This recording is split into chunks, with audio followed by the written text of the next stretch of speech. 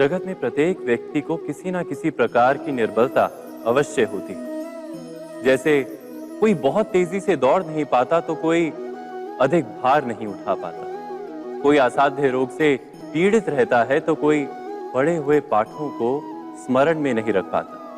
ऐसे अनेकों उदाहरण और भी हैं। क्या आप किसी ऐसे व्यक्ति को जानते हैं जिसे सब कुछ प्राप्त हो और हम जीवन की उस एक निर्बलता को जीवन का केंद्र मानकर जीते हैं? इस कारणवश हृदय में दुख और असंतोष रहता है सदा। निर्बलता मनुष्य को जन्म से अथवा संजोग से प्राप्त होती है, किंतु उस निर्बलता को मनुष्य का मन अपनी मर्यादा बना लेता है। किंतु कुछ व्यक्ति ऐसे भी होते हैं जो अपने पुरुषार्थ और श्रम से उस निर्बलता को पराजित कर देते हैं। क्या भेद है उनमें और अन्य लोगों में? क्या आपने कभी विचार किया है? सरल सा उत्तर है इसका। जो व्यक्ति निर्बलता से पराजित नहीं होता, जो पुरुषार्थ करने का साहस रखता है हृदय में, वो निर्बलता को पार कर जाता है। अर्थात निर्बलता अवश्य ईश्वर देता है, किंतु मर्यादा मनुष्य का मन ही निर्मित करता है। स्वयं विचार कीजिए।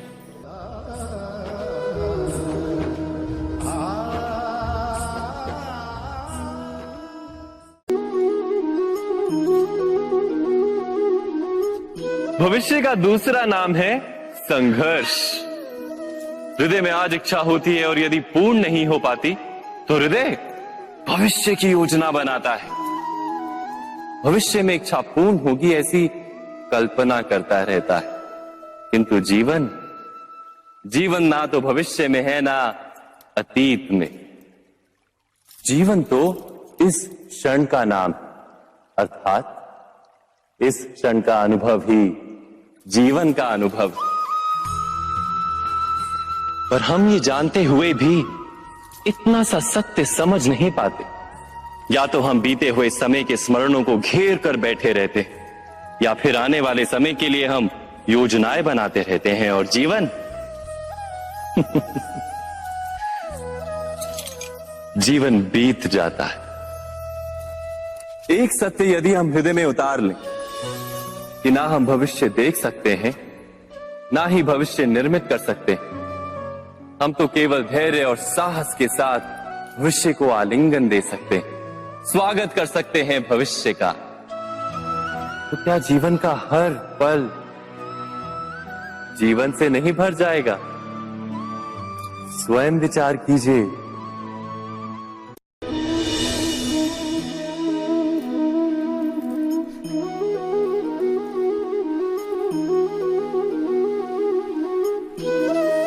ज्ञान प्राप्ति सदा ही समर्पण से होती है, यह हम सब जानते हैं।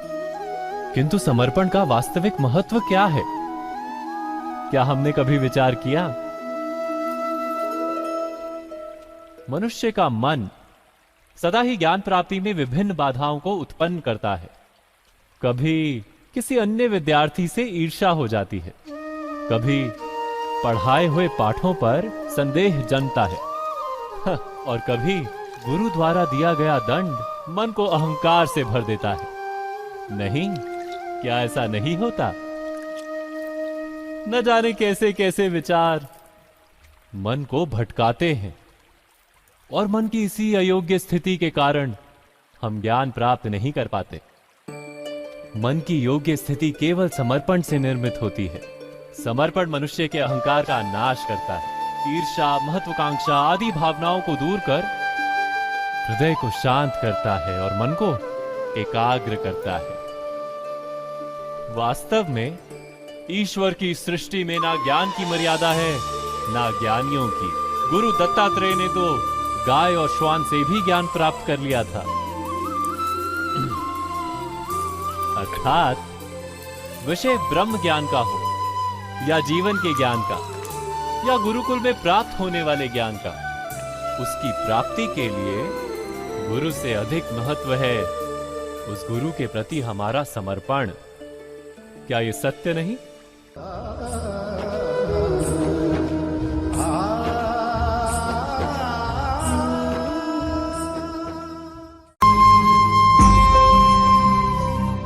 प्रत्येक मनुष्य के जीवन में ऐसा क्षण अवश्य आता है जब सारे स्वप्न, सारी आशाएं, सारे दृश्य ध्वस्त हो जाते हैं। जीवन के सारे आयोजन ही बिखर जाते हैं। एक और धर्म होता है और दूसरी ओर सुख। इसी को धर्म संकट कहते हैं। जब धर्म का वहन ही संकट हो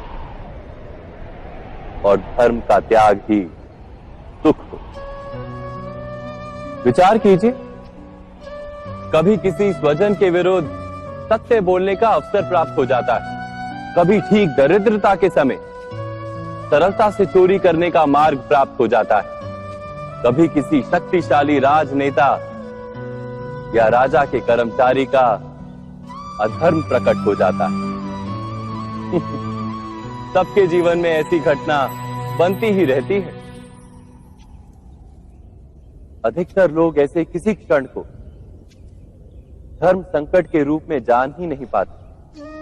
हमें किसी प्रकार के संघर्ष का अनुभव ही नहीं होता। सहजता से सुख की ओर खींचे चले जाते हैं, जैसे मक्खी गुड़ की ओर खींची चली जाती। वास्तव में धर्म संकट का क्षण ईश्वर के निकट जाने का क्षण होता है। यदि हम संघर्षों से भयभीत ना हो, सुख की ओर आकर्षित ना हो, अपने धर्म पर दृढ़ रहे, तो ईश्वर का साक्षात्कार दूर नहीं।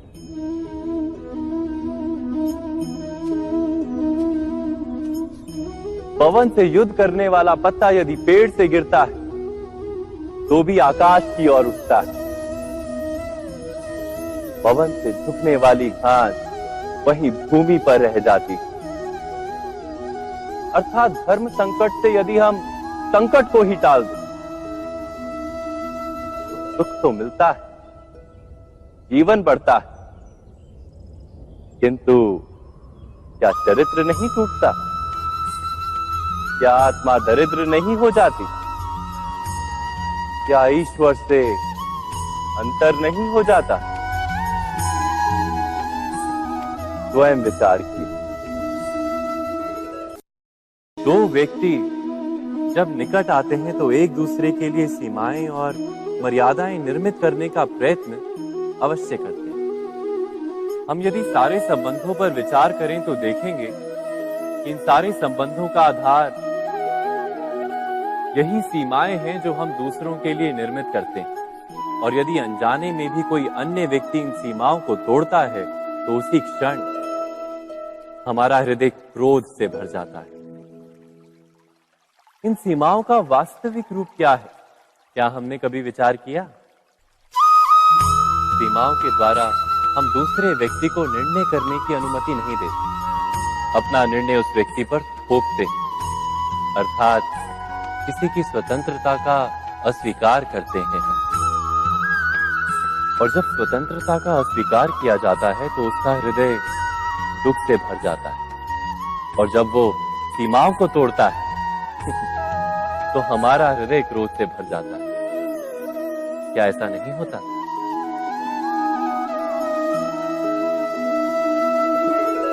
पर यदि एक दूसरे की स्वतंत्रता का सम्मान किया जाए तो किसी मर्यादाओं या सीमाओं की आवश्यकता ही नहीं होती।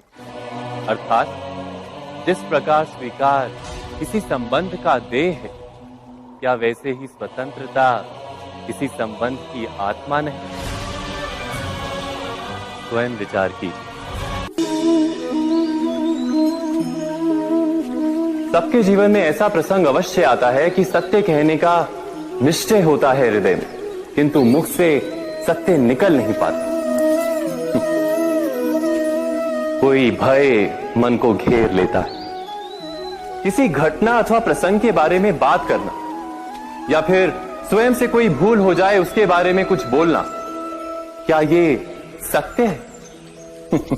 नहीं, ये तो केवल तथ्य है। अर्थात जैसा हुआ था वैसा केवल बोल देना सामान्य सी बात। किंतु कभी कभी उस तथ्य को बोलते हुए भी भय लगता है। कदाचित किसी दूसरे की भावनाओं का विचार आता है मन। दूसरे को दुख होगा ये भय भी शब्दों को रोकता है। तो ये सत्य क्या है? क्या हमने कभी विचार किया है? जब भय रहते हुए भी कोई तथ्य बोलता है तो वो सत्य कहलाता है। वास्तव में सत्य कुछ और नहीं, केवल निर्भयता का दूसरा नाम है। और निर्भय होने का कोई समय नहीं होता, क्योंकि निर्भयता आत्मा का स्वभाव है। अर्थात क्या प्रत्येक क्षण सत्य बोलने का क्षण नहीं होता?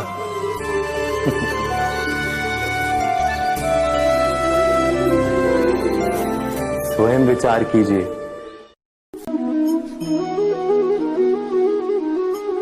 श्रेष्ठता का क्या अर्थ है? श्रेष्ठता का अर्थ है दूसरों से अधिक ज्ञान प्राप्त करना। अर्थात मूल्य इस बात का नहीं कि स्वयं कितना ज्ञान प्राप्त किया, मूल्य इस बात का है कि प्राप्त किया हुआ ज्ञान अन्य लोगों से कितना अधिक है। अर्थात श्रेष्ठता की इच्छा ज्ञान प्राप्ति को भी एक स्पर्धा बना देती है। और स्पर्धा में विजय अंतिम कब होती है?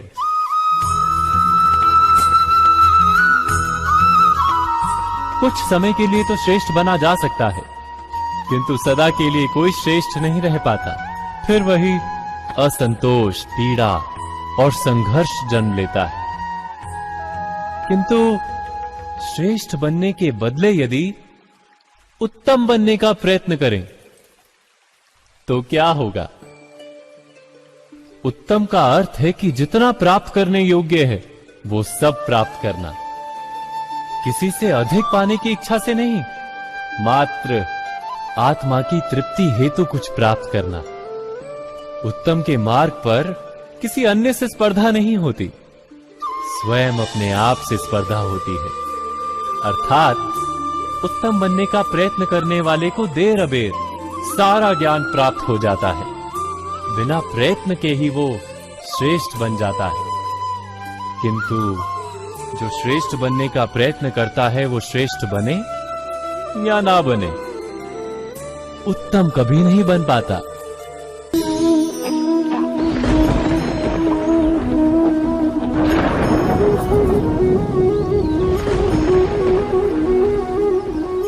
सपनों और पूर्वाभासों के आधार पर हम भविष्य के सुख दुख की कल्पना करते हैं। भविष्य के दुख का कारण दूर करने के लिए हम आज योजना बनाते हैं।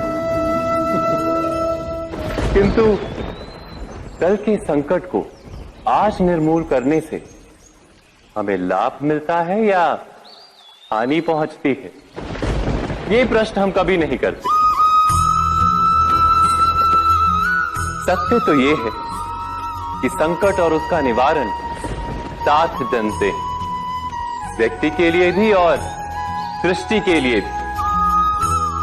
नहीं, आप अपने भूतकाल का स्मरण कीजिए, इतिहास को देखिए। आप तुरंत ही ये जान पाएंगे कि जब जब संकट आता है तब तब उसका निवारण करने वाली शक्ति भी जन्म लेती है। यही तो जगत का चलन है। वस्तुतः संकट ही शक्ति के जन्म का कारण है। प्रत्येक व्यक्ति जब संकट से निकलता है तो एक पद आगे बढ़ा होता है, अधिक चमकता है, आत्मविश्वास से अधिक भरा होता है, न केवल अपने लिए अपितु विश्व के लिए भी। क्या ये सत्य नहीं? वास्तव में संकट का जन्म है एक अवसर का जन्म, अपने आप को बदलने का अवसर, अपने विचारों को ऊंचाई पर करने का अवसर, अपनी आत्मा को बलवान और ज्ञान मंडित बनाने का अवसर। जो ये कर पाता है उसे कोई संकट नहीं होता, किंतु जो ये नहीं कर पाता वो तो स्वयं एक संकट है विश्व के लिए। विचार कीजिए।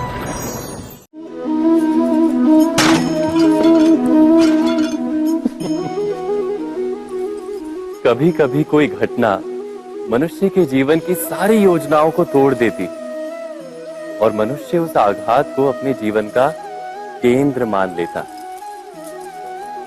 पर क्या भविष्य मनुष्य की योजनाओं के आधार पर निर्मित होते हैं? नहीं।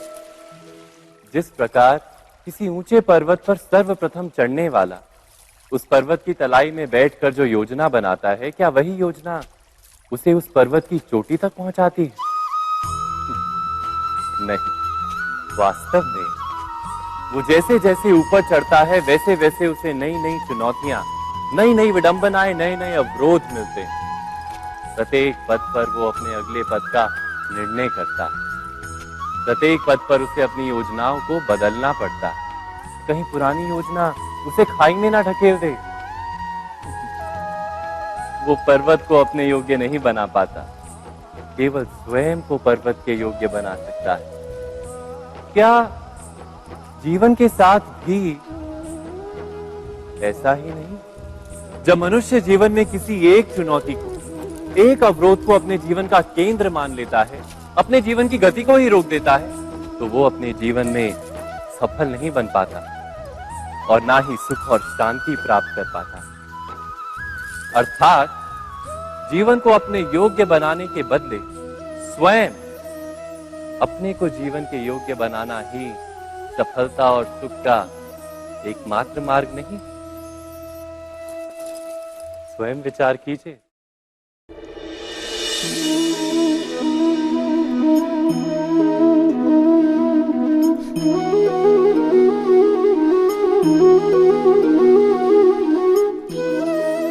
जीवन का हर क्षण निर्णय का क्षण होता है। प्रत्येक पद पर दूसरे पद के विषय में कोई निर्णय करना ही पड़ता है और निर्णय अपना प्रभाव छोड़ जाता है। आज किए गए निर्णय भविष्य में सुख अथवा दुख निर्मित करते हैं, ना केवल अपने लिए, अपने परिवार के लिए भी, आने वाली पीढ़ियों के लिए भी। जब कोई दुविधा सामने आती है तो मन व्याकुल हो जाता है, अनिश्चय से भर जाता है। निर्णय का वो क्षण युद्ध बन जाता है और मन बन जाता है युद्ध भूमि। अधिकतर निर्णय हम दुविधा का उपाय करने के लिए नहीं, केवल मन को शांत करने के लिए लेते हैं। पर क्या कोई दौड़ते हुए भोजन कर सकता है? नहीं। तो क्या युद्ध से जूझता हुआ मन कोई योग्य निर्णय ले पाएगा? वास्तव में शांत मन से जब कोई निर्णय करता है तो अपने लिए सुखद भविष्य बनाता है, किंतु अपने मन को शांत करने के लिए जब कोई निर्णय करता है तो वो व्यक्ति भविष्य में अपने लिए कांटों भरा वृक्ष लगाता है। स्वयं विचार कीजिएगा।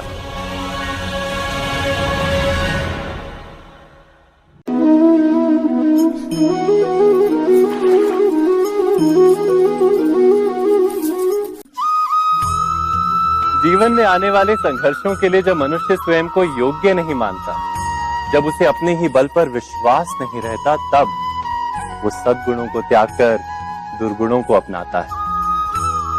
वस्तुतः मनुष्य के जीवन में दुर्जनता जन्म ही तब लेती है जब उसके अंतर में आत्मविश्वास नहीं होता। आत्मविश्वास ही अच्छाई को धारण करता है। ये आत्मविश्वास है क्या?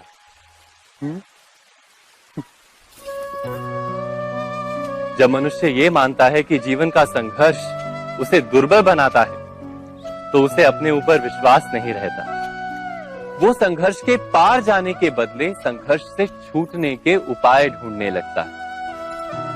किंतु जब वो ये समझता है कि ये संघर्ष उसे अधिक शक्तिशाली बनाते हैं, ठीक जैसे व्यायाम करने से देह की शक्ति बढ़ती, तो प्रत्येक संघर्ष के साथ उसका उत्साह बढ़ता है। अर्थात आत्मविश्वास और कुछ भी नहीं, मन की स्थिति, जीवन को देखने का दृष्टिकोण मात्र है। और जीवन का दृष्टिकोण तो मनुष्य के अपने वश में होता है। स्वयं विचार कीजिए।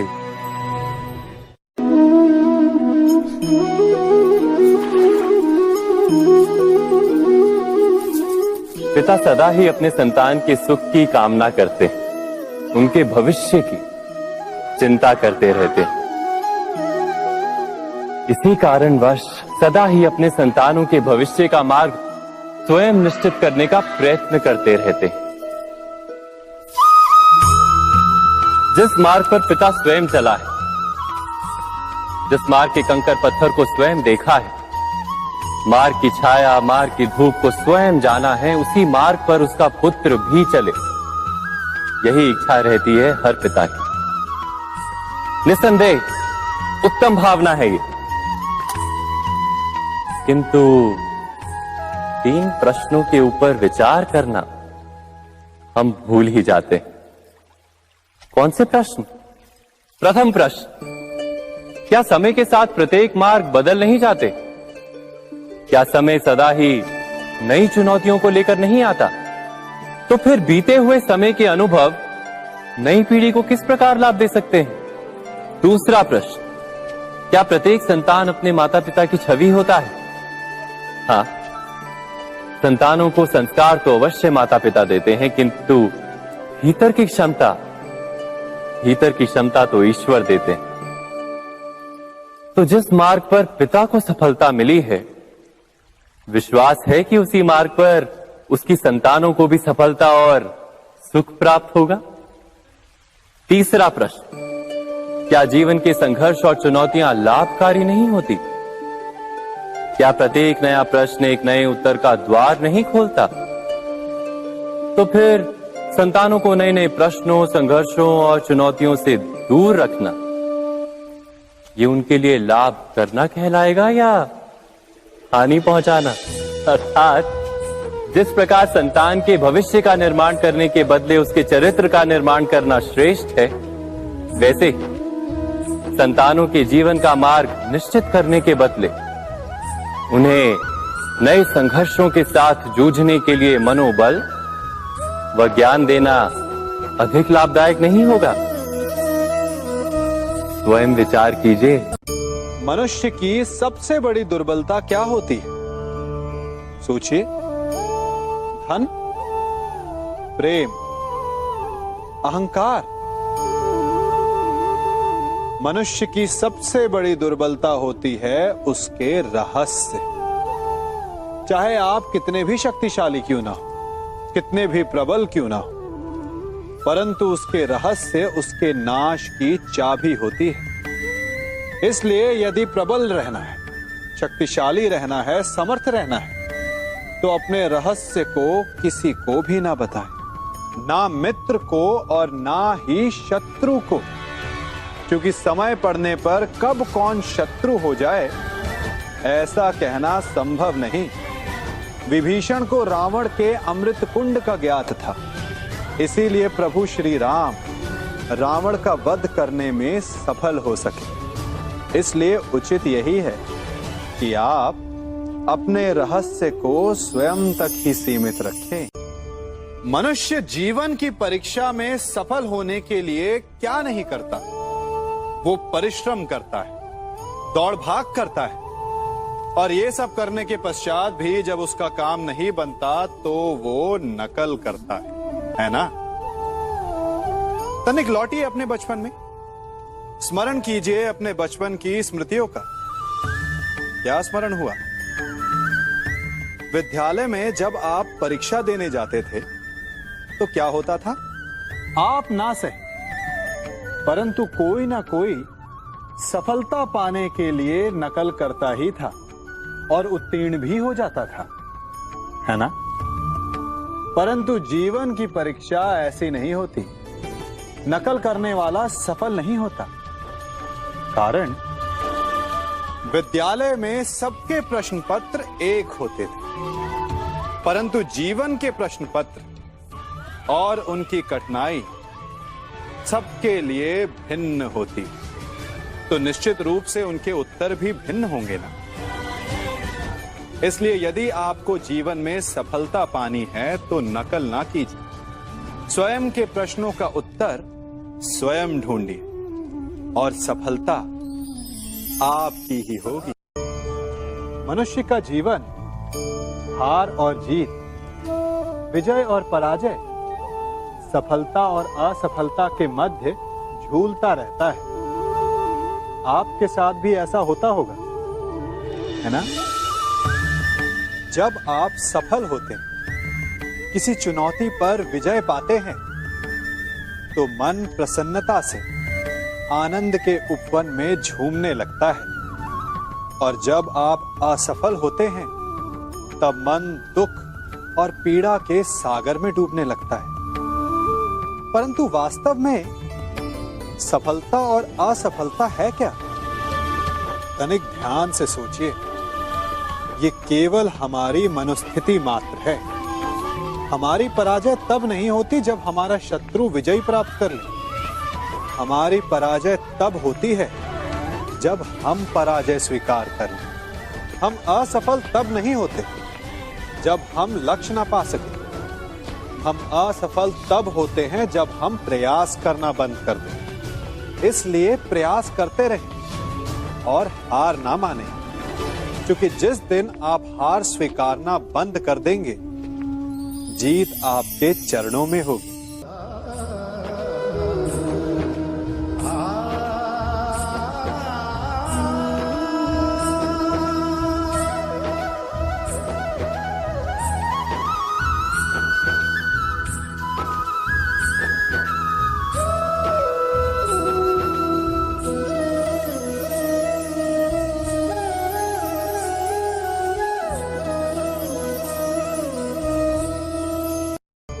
आप सबने बरगद के वृक्ष को तो देखा ही होगा। क्या आपको ज्ञात है, बरगद के वृक्ष के बीज का आकार राई से भी छोटा होता है, परंतु बरगद का वृक्ष संसार के महाकाय वृक्षों में जाना जाता है।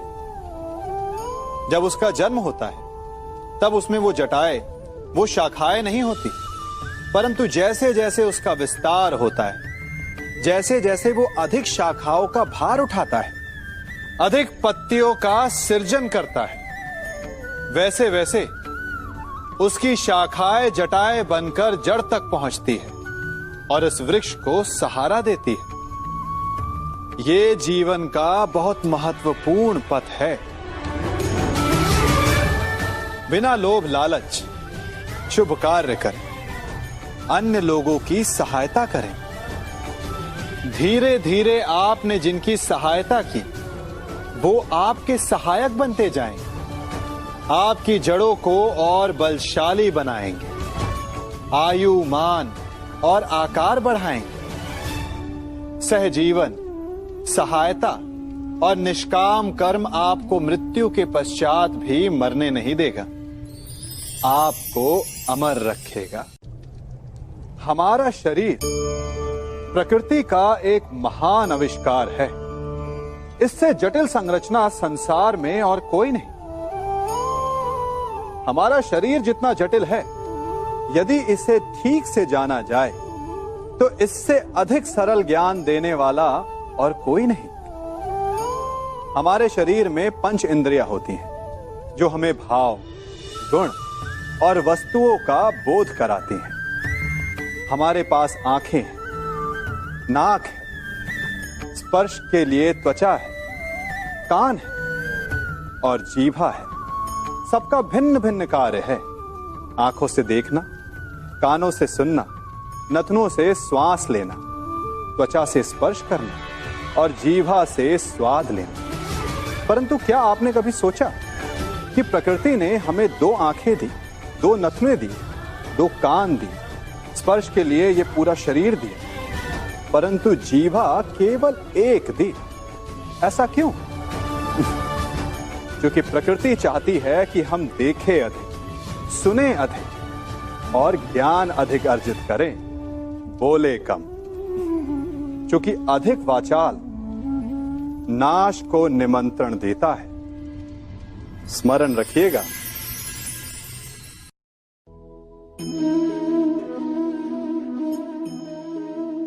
वे सदा यही कहते आए कि यदि आगे बढ़ना है तो अपनों का साथ दो।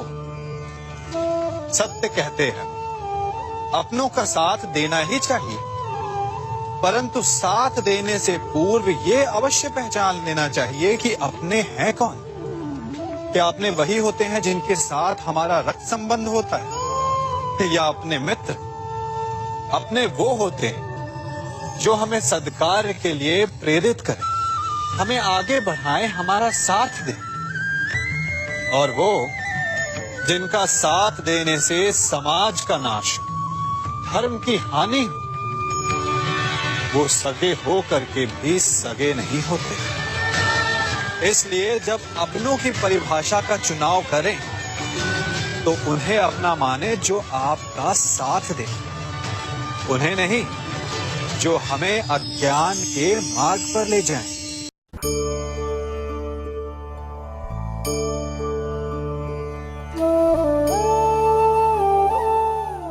आप जिनसे प्रेम करते हैं सदा उनके समीप रहना चाहते हैं, नहीं चाहते कि कभी अपनों से दूर होना पड़े, बिछड़ना पड़े। परंतु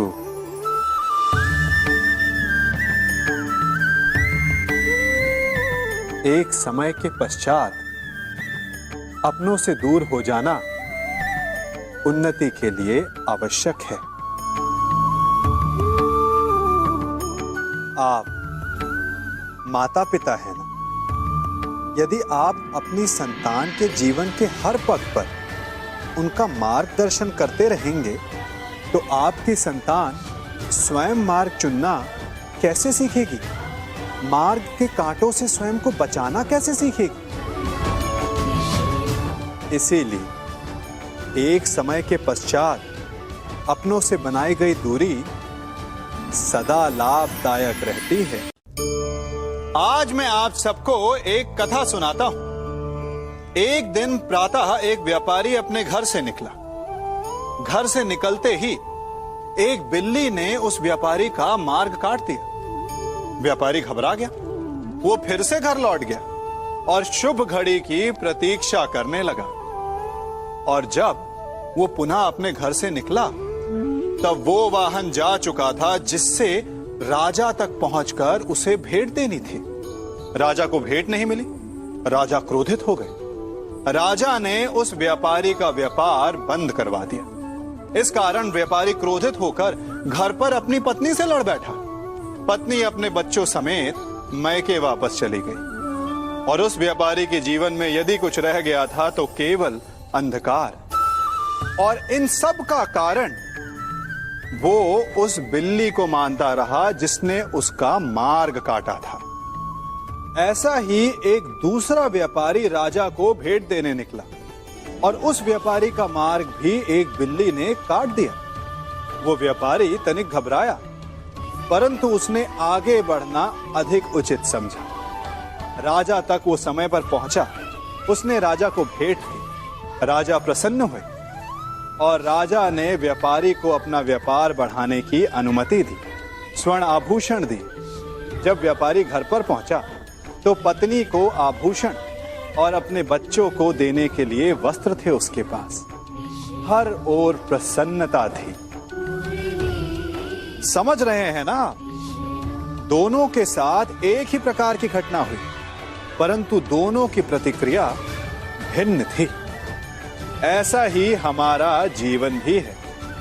हमारे जीवन में प्रारब्ध का अपना स्थान है, परंतु उससे कई अधिक महत्वपूर्ण हमारी प्रतिक्रिया, हमारे सोच का प्रभाव है, क्योंकि यही हमारे जीवन को आकार देते हैं। इसलिए अपनी सोच को सकारात्मक रखिए। आपका जीवन सदैव आनंदमय।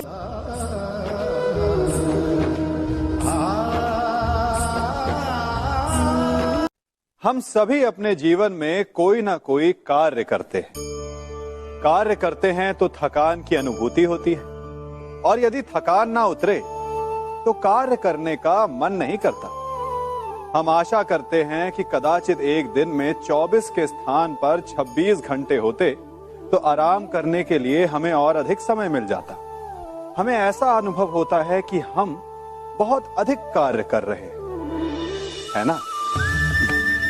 परंतु क्या आपने कभी सोचा है क्योंकि जो लोग संसार में सफल हैं, उनके पास भी सफल होने के लिए दिन में केवल 24 घंटे थे। तो फिर वो सफल क्यों है? इसका एक छोटा सा रहस्य है। वो कार्य चुनते हैं जो उन्हें प्रिय है, जिसे करने में उन्हें आनंद आता है। उन्हें लगता ही नहीं कि वो कार्य कर रहे हैं, उन्हें लगता है कि वो प्रतिपल आनंद मना रहे हैं। और जब आप आनंद मनाते हैं तो थकान कैसी? इसलिए यदि आप जीवन में कोई भी कार्य करें तो वो आपके मन को भाना चाहिए, या जो कार्य आप कर रहे हैं उसे अपने मन को भा देने दो। सफलता आपको मिलेगी। कभी सोचा है हमारा जीवन भी उस रेत की घड़ी की भांति है? जो रेत नीचे गिर चुकी है वो हमारा अतीत है, जो अब भी ऊपर है वो हमारा आने वाला भविष्य है, और वर्तमान ये संकुचित स्थल है जहां से धीरे धीरे करके रेत गिर रही है। अर्थात हमारे पास जीने के लिए यही एक क्षण है।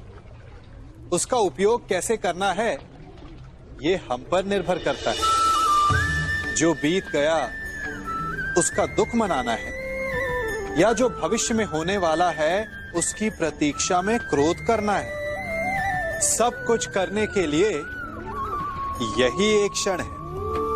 प्रसन्न रहना है तो उसके लिए भी यही एक पल है। प्रतीक्षा करते रहोगे तो ये पल भी भूतकाल में बदल जाएगा। इसलिए आनंद के लिए, परोपकार के लिए प्रतीक्षा ना कीजिए। आपके पास जो पल है उनका भरपूर सदुपयोग कीजिए, क्योंकि इस घड़ी को पलटकर आप फिर से समय अवश्य गिन सकते हैं, परंतु अपना बीता हुआ समय आप वापस नहीं लौटा पाएंगे।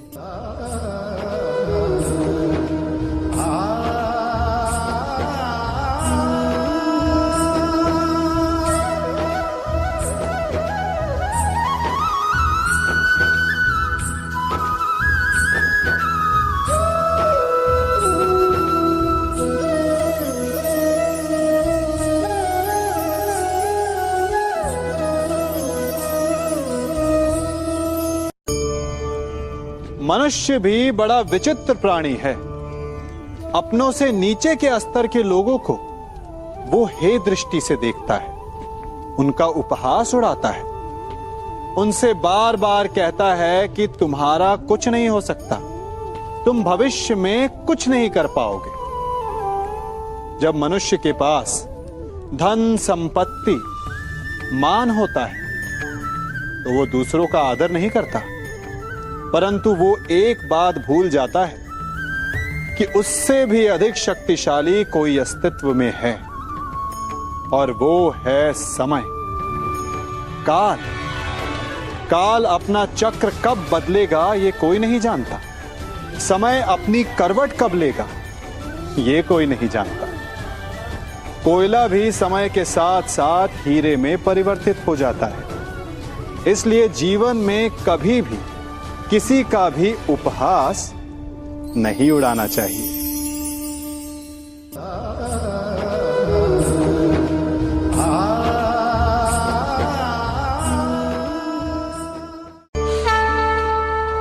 गर्व,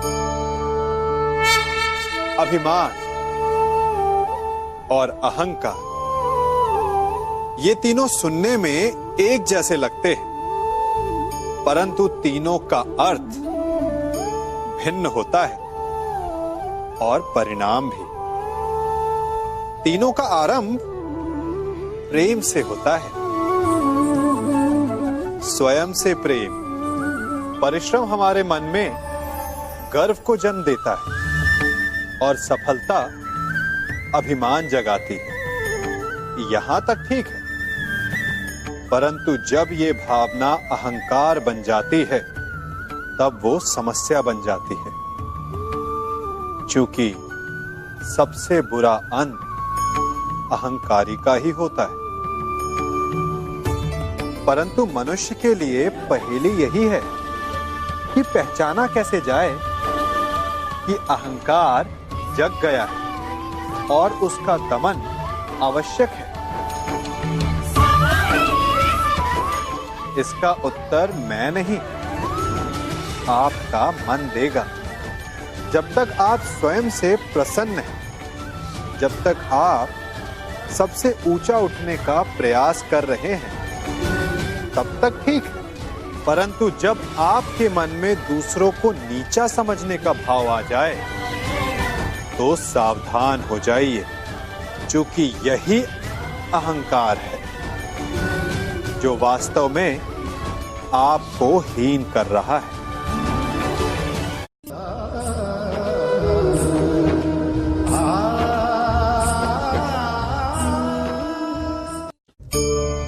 आज मैं आप सबको एक कहानी सुनाता हूं। एक दिन गोकुल में दो व्यापारी आए।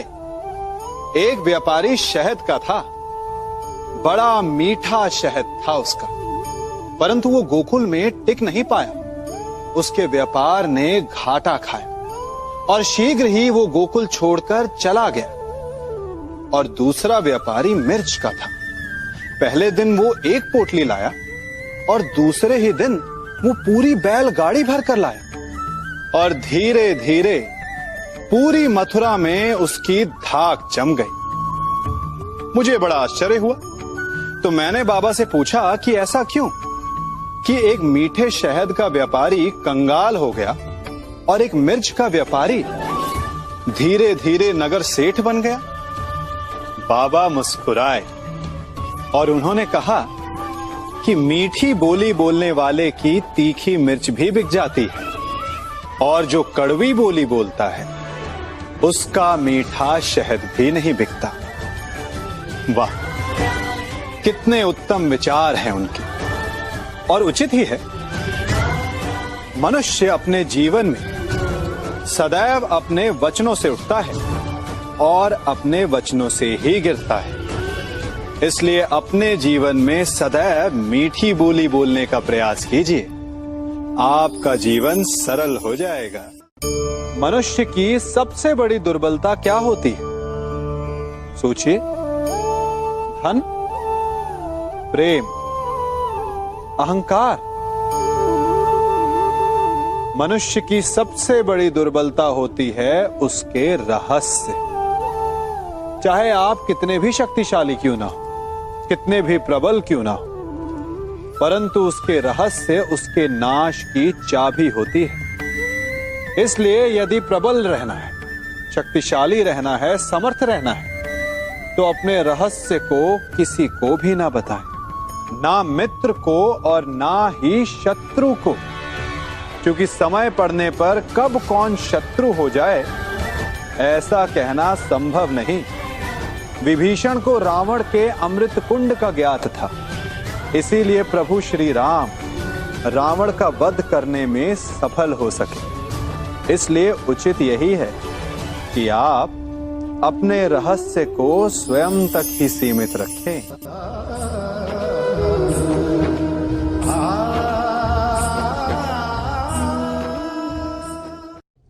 युवा अवस्था भी हमारे जीवन का कितना सुंदर काल होता है ना। बाहु में बल, मन में कुछ बड़ा कर जाने की चाह, आंखों में भविष्य के सुंदर और कोमल सपने। और इसी अवस्था में मनुष्य के भीतर पनपता है प्रेम। किसी को देखकर उस पर मन मोहित हो जाता है और फिर मनुष्य अपना सब कुछ उस पर न्यौछावर कर देना चाहता है। फिर प्रेम की परिणति होती है विवाह में। क्यों? सबको अपने खट्टे मीठे संस्मरण स्मरण हुआ है ना। परंतु यहीं से अधिकतर माता पिता और संतान के मध्य विचारों का विरोध प्रारंभ हो जाता है। संतान को लगता है कि उसका चुना जीवन साथी ही उसके लिए उपयुक्त है, और माता पिता को लगता है कि संतान अनजाने में भूल कर रही है। संतान का तर्क होता है कि उसे विवाह किससे करना है, ये उसका अधिकार है, और माता पिता का तर्क ये होता है कि अब भी जीवन साथी चुनने की समझ संतान में है ही नहीं। तो इस अवरोध को काटा कैसे जाए, उचित निर्णय कैसे लिया जाए? इसका एक ही मार्ग है, अपने उत्तरदायित्व का भान और अपनों से बड़ों के मापदंडों का भान। विवाह करने से पूर्व ये जान लेना आवश्यक है कि विवाह केवल अपने प्रेम को पाने का मार्ग नहीं है, अपितु विवाह से जीवन का एक नया द्वार भी खुलता है, और हर नए जीवन के साथ नए उत्तरदायित्व भी होते हैं। और यदि इन उत्तरदायित्वों को समझकर निर्णय लिया जाए तो विश्वास कीजिए, आपका दाम्पत्य जीवन आनंद से भरा रहेगा, और आपको कभी ये पछतावा नहीं होगा कि आपने कोई अनुचित निर्णय लिया।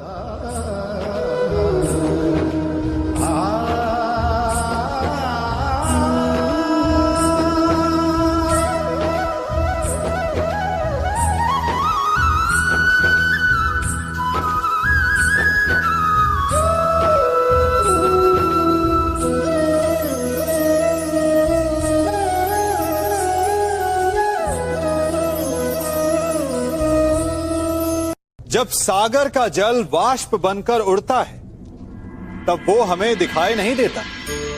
मेघ उस जल को अपने भीतर छिपा लेते हैं, लंबी यात्रा करते हैं, प्रयास करते हैं कि वो जल सदा उनके भीतर छिपा रहे, परंतु जब वायु का वेग उन्हें उड़ाकर किसी पर्वत से ले जाकर के टकरा देता है, तब उन मेघों को बरसना ही पड़ता है, क्योंकि यही नियति है, यही प्रकृति है। क्योंकि जल को सागर में जाकर मिलना ही है। ठीक ऐसा ही हमारे साथ भी होता है। हम सत्य को अपने मन के मेघों में चाहे जितना छिपाने का प्रयास कर लें, परंतु समय की आंधी उसे वास्तविकता के पर्वत से ले जाकर के टकराकर हमारे समक्ष ले ही आती है। जिस भय के कारण आप सत्य को सामने नहीं लेकर आना चाहते, एक दिन वही भय हमारे समक्ष आकर खड़ा हो जाता है, और फिर हम लाचार हो जाते हैं, क्योंकि हमने उस भय का सामना करने की तैयारी नहीं की होती।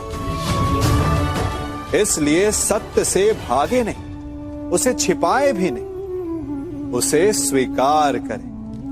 भविष्य की बड़ी विपत्ति से बच जाएंगे।